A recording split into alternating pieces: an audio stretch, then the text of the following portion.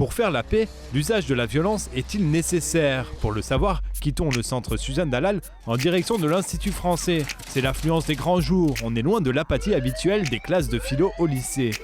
Omri Bohem est venu parler violence et liberté d'expression. Ce philosophe est proche du BDS, ce mouvement qui appelle au boycott culturel d'Israël. Mais ce bâillonnement de la culture, n'est-ce pas un acte violent en soi? Je pense que le boycott est une forme de violence, mais je pense que toutes les violences ne sont pas légitimes. Il y a des types de violences, même physiques, qui sont légitimes. Je vous donnerai un exemple. La plupart des Israéliens pensent certainement que lorsque le Hamas tire des missiles sur le sud d'Israël, eh bien Israël a le droit d'utiliser la violence pour se défendre. C'est une violence physique. Et les Palestiniens pensent apparemment que pour combattre l'occupation israélienne, ils ont le droit, entre autres, d'utiliser la violence.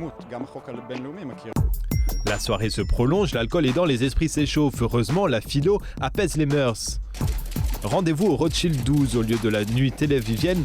Ce soir, c'est un DJ peu commun qui s'attelle aux platines. Ariel Wiesman, bien connu des téléspectateurs français, est en ville pour un biathlon musico-philosophique.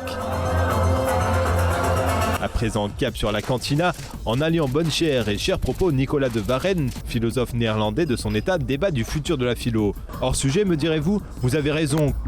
Continuons notre cheminement philosophique. Qu'en pense l'homme de la rue? Je pense que si tout le monde dans ce pays changeait de perspective, d'ordre du jour, leur vision de la paix et de l'amour, eh bien notre pays n'en serait que plus beau et plus attractif.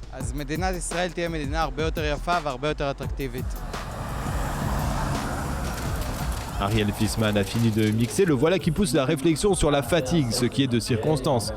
Au fait, on n'est pas fatigué de la violence? Aujourd'hui, la barbarie, c'est le retour à un état, d'ailleurs on le dit souvent, un état qui est plutôt un état moyenâgeux, qui est plutôt un état, en tout cas d'un moyen-âge de l'esprit, c'est-à-dire d'un moment où on a appris des choses mais on n'en sait pas assez. Et c'est donc l'expression d'un désir qui est né, mais surtout d'une frustration.